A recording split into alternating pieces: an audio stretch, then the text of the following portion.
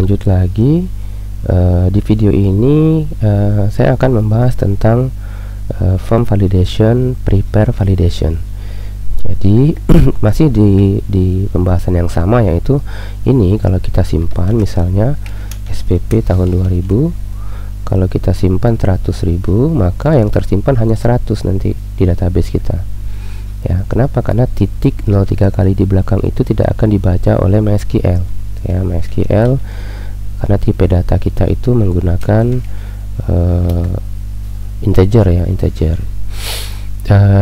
Yang perlu kita lakukan di sini adalah kita akan menambahkan validasi. Sebentar, kita cek dulu nih database kita. Ya, kita cek tabelnya. Di sini,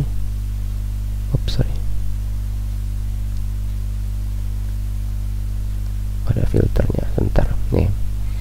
Ini untuk biaya. Nah, ini nih, dia tersimpan cuma 100 ya. Kenapa? Karena tipe datanya adalah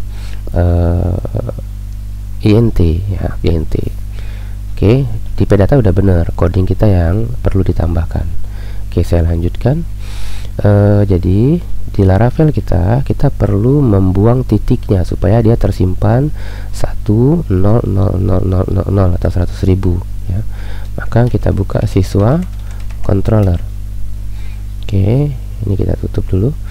Nah, di sini bisa saja kita tambahkan validasi ya, tapi kurang tepat.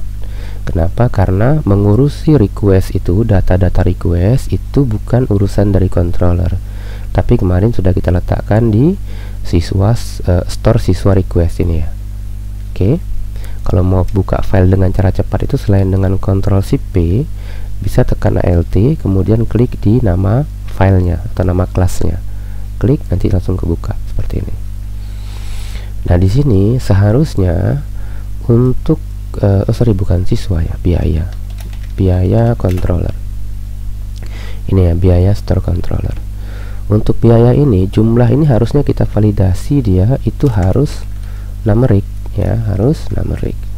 Nah, karena dia numeric, maka kalau yang 1.0 ini kan bukan numeric ya, ini kan string ya. Nah, maka kita hapus dulu. Jadi sebelum divalidasi, titiknya kita hapus dulu supaya dia jadi seperti ini. Oke, sekarang kita coba. Di Laravel itu ada yang namanya prepare validate ya. Kita cari dulu Laravel 9 prepare before validation. Oke, kita lihat di dokumentasinya saja.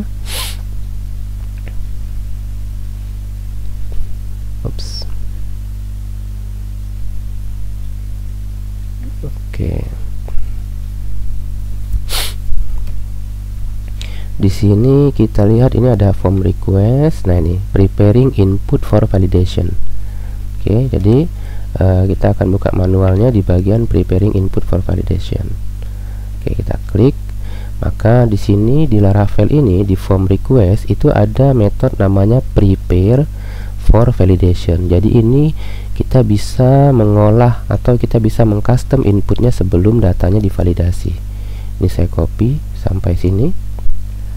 Oke, kemudian di kode kita di bawah tutup kurawalnya rule seperti ini. Sebelum tutup kurawal kelas, saya pastekan dia di sini. Simpan. Nah, di sini saya buat nih, kita kan namanya jumlah ya, jumlah. Kemudian saya buat di sini str replace. Str replace itu cari titik. Nah, ini sudah. Oke, jadi dia akan dihapus ya, dia akan mereplace apa yang di-replace, karakter titik akan di-replace dengan karakter kosong. Yang di-replace adalah di titik jumlah seperti ini. Dengan cara seperti ini, maka kita bisa menggunakan validasi numeric ya. Kita coba dulu. Oke, kita coba. Kita tambah data ya, tambah data. Saya coba sembarangan saja, misalnya 100.000. Kita simpan, harusnya tersimpan dia 100.000. Oke, kita lihat. Ini udah bener nih ya. Jadi cara yang lebih tepat itu sebenarnya seperti ini, walaupun bisa saja juga di biaya controller. Di sini boleh juga sebenarnya. Misalnya kita buat seperti ini, request data, kita buat di sini jumlah sama dengan str replace seperti ini. Ini boleh juga, tapi kita tidak bisa menggunakan validasi numerik ya. Kenapa kita tidak bisa menggunakan validasi numerik? Karena pada saat divalidasi titiknya masih ada ya, titiknya masih ada seperti itu.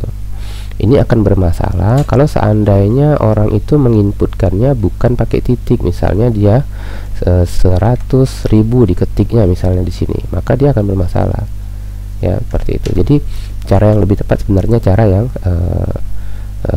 menggunakan form validation tadi.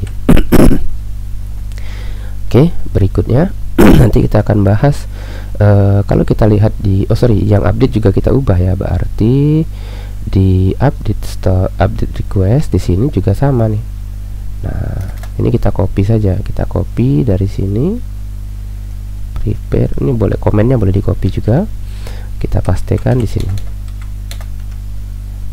Seperti ini, udah selesai. Jadi sebelum divalidasi hapus titiknya, setelah hapus titiknya baru kemudian divalidasi, dia harus numerik seperti itu. Oke. Berikutnya kita akan membahas bagaimana supaya request data user ini otomatis ya. Kalau sekarang kan ini kita ketik 2 kali nih di sini, di update, di create juga kita ketik. Nanti kita akan refactor kodenya. Oke, untuk video ini saya cukupkan dulu. Assalamualaikum warahmatullahi wabarakatuh. Selamat pagi.